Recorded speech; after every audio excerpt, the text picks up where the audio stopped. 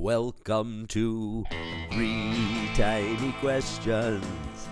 Three Tiny Questions with Chris Artinian, hospitality and restaurant CEO. My goodness, he's a cool guy. You're about to find out why. Okay.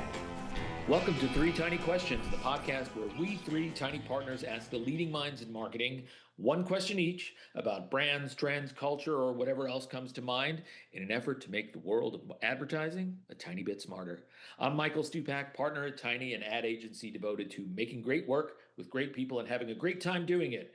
And as always, with me are my partners, Tom Chrisman and Mike Rovner. Say hello. Hello. Shalom on this Passover and Good Friday. Shalom. Shalom. So I'm particularly excited to introduce our guest today, my old friend Chris Artinian. So just a little bit about Chris. Chris started his career as a pantry cook in the back of a Morton's Steakhouse in Manhattan, chopping onions. And then rose through every other job in that organization, eventually becoming the president and CEO of what was at the time the largest company-owned fine dining brand in the world, which was publicly traded, by the way, on the New York Stock Exchange. And Chris sat on that board that negotiated the sale of such corporation. Since then, Chris has pretty much led brands across the entire restaurant spectrum, from Smoky Bones to BB Bop Asian Grill to Condado, thank you, Condado Tacos. Over 30 years, from white tablecloths to takeout, Chris has pretty much seen it all. Now, here's a fun fact. What you don't know is that Chris and I also went to Manhasset High School in 1987 when we graduated. There was only 186 of us in that graduating class, if you remember. Crazy. And somehow we produced two CEOs of restaurant chains. The other guy being Bernard Acoca, who now currently runs Zaxby's, which reminds me, Chris, you should call him for us and get him on this podcast. That'd be Yeah. All All right, great. Come on. Anyway, Chris Artinian, welcome, Artie. Yes. Thank you guys for having me. I'm so excited. We always start with why don't you tell us a little more about your rise in your career and what you do now? Yeah, no, absolutely. Look, Morton's was a pretty special. You want to talk about starting at a place where you could get everything you could ever want out of a company or people that led that company. So I started as a pantry cook. The very short story behind that is that I was in a completely different field. I was selling insurance and Series 6 and 63 investments, and was kind of doing okay for a young guy, like rookie of the year kind of stuff, and like all this aspiring, but realized it just wasn't the gig for me. We were married about a year and pregnant with our first child, and I came home from my job and said, this kind of sucks. I don't like this. And I'm going to resign tomorrow. And there's a longer story to it. Believe it or not, it was after doing Tony Robbins' 30 Days Within, the CD that they were really selling years ago. So I ripped the cord and I did. Next day, put in my notice, 2 weeks, and didn't really know what I was going to do next. Loved the restaurant industry. As a teenager, I worked in restaurants as an old school place back in Williston Park, Long Island, called La Parma, who gave me my first kind of restaurant start, so to speak, unofficially. And stumbled across Morton's through a gentleman named Alan Bernstein, another Long Island guy, and started as a pantry cook. Well, over 17 years, as you guys astutely said, I mean, literally worked every position you could imagine operationally, and then in the executive suite and regional manager. But really, Morton's, I think, was only 6 or 7 at the time in terms of locations. So the growth and all the things associated. But during that period, I learned about culture, the value of mentorship, local store marketing, branding, the balance of driving great culture and a high level of accountability. Take no shit, so to speak, but value your people. That if you want your guests to be treated well, you got to treat your people well. So as hardcore as we were on the execution level, we care deeply, and I'm a product of that, about developing our people, making it a place that they loved coming to, because my first job at Morton's on 45th Street between Madison and 5th, 50%, 70%, probably 80% of our staff were aspiring actors. That this was not their primary career, but they loved working at Morton's. And it was great money and a ton of fun. So it just laid the foundation of just the value of all these facets, starting with people and culture, but also got this great exposure as I grew with the company of the value of strategic thinking, which included sort of branding, where our position was in that, and fine dining, and how to do that. I had just great mentors. So it's just this amazing, amazing foundation that really set the opportunity for the balance of my career. Because just as a last point, Morton was also private equity owned, believe it or not, which is a 4-letter word these days, right? In the early days, but when it was working, when capital and really smart investors got together with people that knew how to drive a business and complemented the expertise. You're the operator, you tell us what do we need, and we'll help hold you accountable to what we know from a data, statistical, financial standpoint. It was just a great marriage. So I learned that sort of skill all these years. And when we ended up selling Morton's in 2012, I was able to carry that forward for the rest of my career, which led me to, Smoky Bones and doing a turnaround with Sun Capital, which is a private equity firm, 2J's with Branford Castle, kind of really gave me the chops that at its core, I was an operator, but really gave me the value of those broader strategic things that were complemented by all the objectives that were really important to just driving a great business. So I'll pause there. First of all, shout out to like in the Wayback Machine for 2J's back when I lived in DC. I think you and I are the only ones who know that on this call, but that was a great deli. Yes, it really was. It really was. It really and still is. I mean, predominantly in Florida now, but yeah, absolutely. Very cool. And fun fact, 66% of Tiny are aspiring actors still. That's right. Yeah. Yeah, always. I'm always ready. Yeah. So it's time for my question, I think. I get the first question this time. That's awesome. It's time for question 1. So, Chris, you started chopping onions. You were in the boardroom, and then you went all the way to the boardroom negotiating a sale. At what point in that journey did you start thinking like a marketer? Like, did you think of yourself as a marketer, and when did you start thinking like a marketer? And did anybody notice that? Alan Bernstein, who was really, the original CEO that when they bought Morton's from Arnie Morton in 1989, Alan was the vision. But he was an operator by trade, but he had such a marketing mind. And so when I was literally growing up at Morton's, Alan took me under his wing.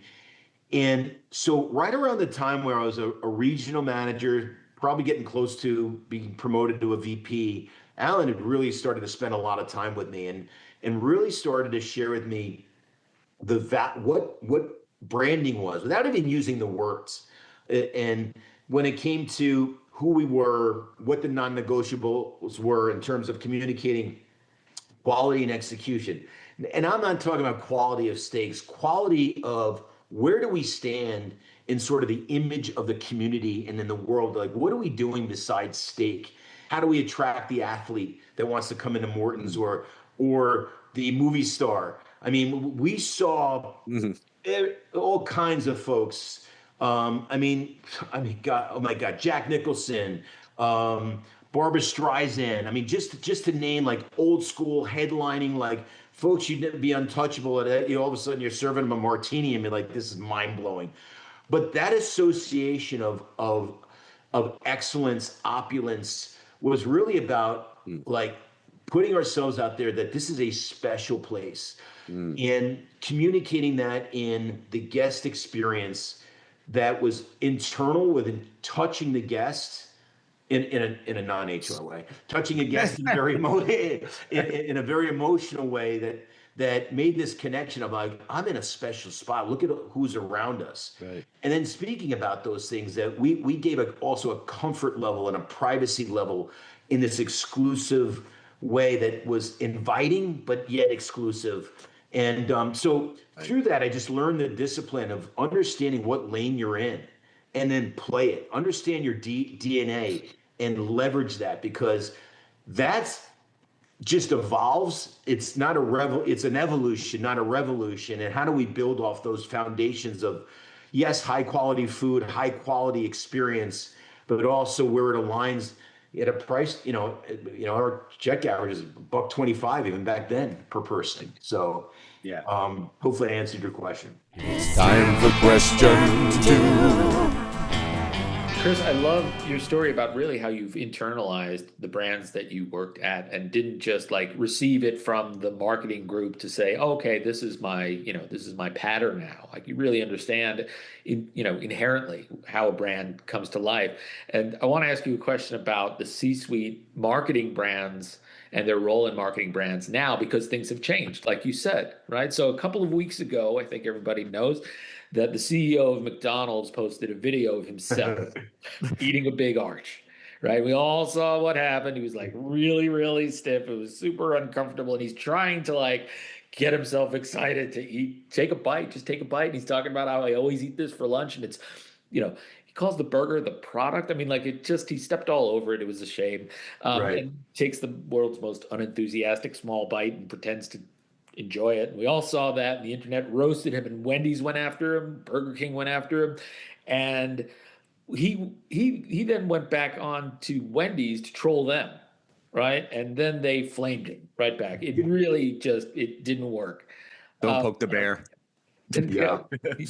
that was an unusual kind of moment. And outside of like the company founder sort of CEOs, those faces of the company, we typically see CEOs in social talking about company performance, internal culture, financial performance, addressing, the investment community, shareholders, their own Sure. employees to, maintain culture. What do you think the role of CEOs is on social media for their brands? I think the role for some of them is to stay the hell out of it. And not to pick on poor Chris, in McDonald's or whatever, it came off insincere, whether he was actually being insincere or not. That's what translated. And I think the risk is, can we be honest enough with ourselves that this translates? And I'm in the hospitality world, and everything we do is marketing as far as I'm concerned.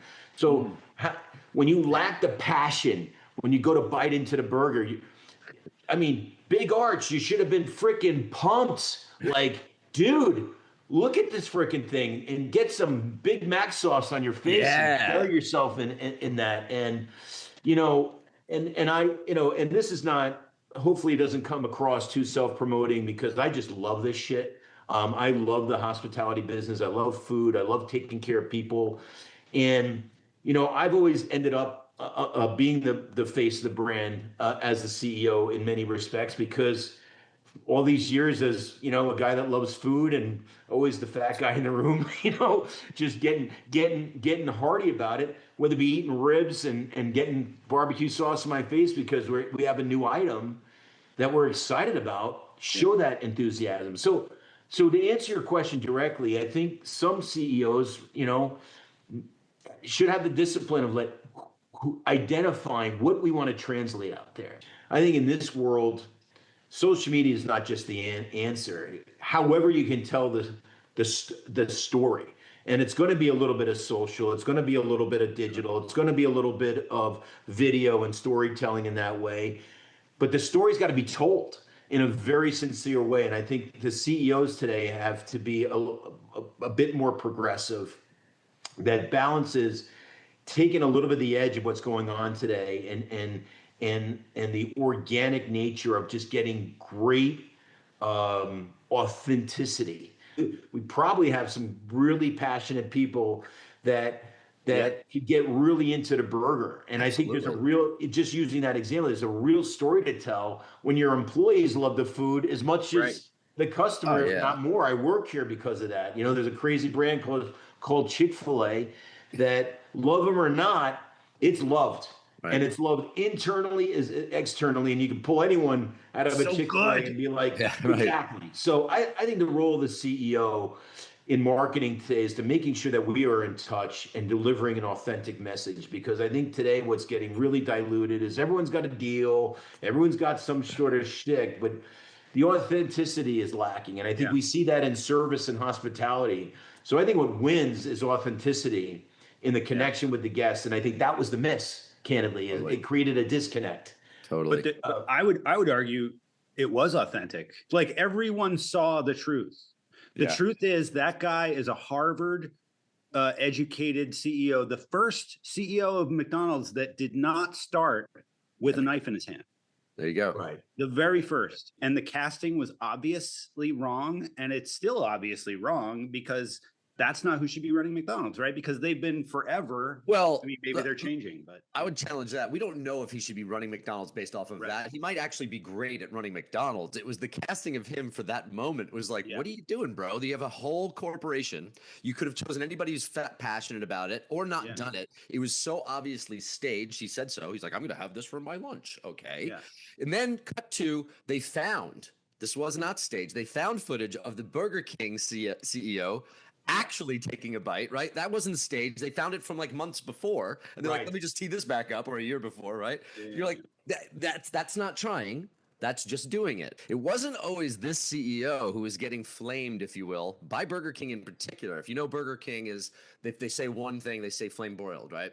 Sure. And if you remember that campaign a few years back where they took actual Google satellite, Google Earth photos of McDonald's and Wendy's CEO, like all these different CEOs, but McDonald's, and they showed they have a barbecue in the back. It's not a, it's a flame barbecue in their backyard. So they cook their burgers the way we cook our burgers. They're not using a griddle. Right. That's right. And, all right. Well, I guess we have one more question for you. It's coming from me, so we'll do that now. It's time for question 3. All right. So Nike, right? Coca-Cola, Geico, they spend a fortune on brand. And we've talked about this off pod. But because they know, right, that the guy next to them is selling basically the same thing. But what we find is that, with the exception of the big names, the McDonald's, the Chipotle's, or even, Morton's, if you will, like it doesn't have to be fast food. Most companies rely on programmatic, right? They rely on data. They're retargeting, things like that, because they're in it for the sales. I mean, they're most of them are brand new, so they've got to get their sales up and all that, and they ignore brand. I would like to hear you tell your perspective on this, because I know you have a pretty good one, not to lead the witness here. Well, just to pick up where you left off, the biggest, the challenge that a lot of CEOs have with their boards is like, especially in brands that are sort of emerging. Right. It's easy when you're easier when you're McDonald's, you got a giant budget and you could say, I'm going to put X amount towards branding and X amount towards, sales activation that's a little bit more immediate. When you're emerging brands, you're like, why are we spending money on marketing? Like, what? That's crazy. What's the return? And you really got to start, the balance is, the number one challenge there is, okay, fine. We'll approve X amount of dollars, but when are we going to see the return? And it needs to be 30%. And it's like, okay, wow. All right, 30%. And what time frame that you have? Well, we'll test it. What do you think a good test is? Well, I think a viable test, I'd love to see it. If we're going to do a branding test, a year, what are you, nuts? And even if they gave you the year, they pull it in 30 days. We're not seeing any sales. We're stopping the spend and going back. So, I think that depending on where you are in your life cycle in the business, if you're an emerging brand, I think there is the branding piece, which is very external and how to talk about it. But if no one's heard of you, it's also the hardest thing to get, because you don't have market penetration, and which makes it a little bit harder to spend dollars. So where do we focus that? There's a few things, the way I look at the tactical marketing, to foundationally build the brand, because even before you build that bigger brand, have you built it internally? Have you built it from an execution perspective? of are we saying what we're doing? And when I say internally, I don't mean just at the table of the restaurant, the proverbial table, or walking through the door of the fast casual, but how are we communicating on social? How are we communicating it internal? And developing that brand of our servers and our people on the front line speaking the brand in a very consistent way to create the consistency of what we want folks, not only consistency in food, but consistency in language, the way we want it to translate to the guests and how we talk about us. How when someone calls the restaurant and is asking, hey, what is it that you do? Or when I call the restaurant, emails them, social media, whatever these days, how are we responding? Is it in a way that we want to translate? What's next for you? What are you excited about? Over the last 2 years, I've really kind of dived into consulting. So I've been working with emerging brands, and candidly, post COVID, it's been a tough slog for the, as I referenced, the middle market. So I've been working with a lot of entrepreneurs that are multi-unit, anywhere from as small as, I had a client as small as five restaurants, going to like 6 or 7, and to I think I have a client now that's right around 130 and change. Obviously, that runs a whole different gamut of considerations, but where everyone's at right now is they're trying to, the space has gotten crowded. Fast casual has really saturated the industry, and this idea of convenience has really, in many ways, created a positive impact on the industry because it's meeting people that just, hey, I want lunch, so I'm going to go in, I'm going to get my Chipotle, or I'm going to get my BB-Bop, or I'm going to get my Condado, be in and out, or whatever. But it's also diluted the dining experience in full service and created a whole world of challenges outside of fast casual. The challenge with fast casual today, at any given corner, is I do this all the time. Most relatively, not even super busy, relatively busy intersection, there are a minimum, please do this exercise, minimum of 10 food and beverage options. Could be a gas station, to a smoothie shop, to a bowl place, to a full service restaurant, to a snack place, ice cream, etc. No less than 10 on any 4-way intersection. So where I'm at today is helping folks really evolve through these times, because the business has gotten even more complicated. It's going nowhere. It's a little bit more expensive in rent, a little bit more expensive in builds. And so I've really gotten a lot of working with these entrepreneurs and smaller companies that are trying to figure out what's next, whether it be growing their business in a very thoughtful way, how to use capital a little bit more efficiently, especially it's harder to get today and it's a little bit more expensive, although that's starting to loosen up, and just really helping them on the strategy. But I'll probably run another company here shortly. And it's just got to be the right fit. I mean, I've been so blessed over 35 years. I love the business. It's never been more difficult, but that's okay. It's going nowhere. So I'm excited about meaning it when I say it's not going anywhere. Yeah, yeah. It's going to not going away. Yeah. Yeah, no one's running back into the kitchen and has found to cook, even though these meal kits and whatever, everyone gets excited. That happens like twice a month. Right. The restaurant industry is here to stay, and I'm excited about where to meet it and helping others doing it. And I got a lot of juice in the tank left, so I'm sure there'll be another opportunity to be a CEO again that I'll wrap my arms around. But it's been a lot of fun working with these other business owners and entrepreneurs and private equity firms, candidly, that I think do it the right way and are just trying to find just a real disciplined way to do the blocking and tackling. So that's what I'm doing today, and I'll probably do for the rest of my life, candidly. Yeah. How can people reach out to you to maybe engage with you? Yeah. Oh, thank you for asking. Artinian Holdings, ARTINIAN Holdings.com is my website. And my contact information is all in there. So please don't hesitate. And by the way, all I do every day is I'm on the phone or answering an email. So if you even have a random question, I'm so passionate about this stuff. There's no not everything has to have a fee attached to it. Although I love to make money, and sometimes just being a good steward of our industry, I'm really proud of. And so many people have given to me. It's my way of giving back. So please, if you have an inquiry, I promise you'll always get an answer, and it'll be my pleasure. I love this guy. I know. I was just thinking, if you were in advertising, you'd be a tiny. That's He's right. a tiny guy. You're a tiny guy. You're tiny in many you're- facets. You're a unfortunately. TMF. You're tinier than you were a few years ago. I know that. Yeah, for sure. You're a For sure. TMF. We call you TMF. Yeah, TMF. You can figure that out yourself. Not safe for work, everybody. That's right. I love it. Well, I appreciate that. So I get to do the outro. Yeah, this you week. do. It's Take us home, amazing. Tom. Take us Yay. home. This has been 3 Tiny Questions with Chris Artinian. A tremendous tiny thanks to him. And you can check out our agency at tinyadagency.com. And we're very good with the CPGs and the fast casual and the QSR and all that stuff. And we'll be all over your LinkedIn feeds as well. So tune in next time for 3 Tiny Questions. Bye. Stay Awesome. Stay tiny. Stay Stay tiny, tiny, everybody. everyone. Bye. Thanks, Thank you, Chris. guys. That just was 3 tiny questions. Not 4 or 2 or 1 question, because why would we name a podcast 3 tiny questions if there are more or less than those 3?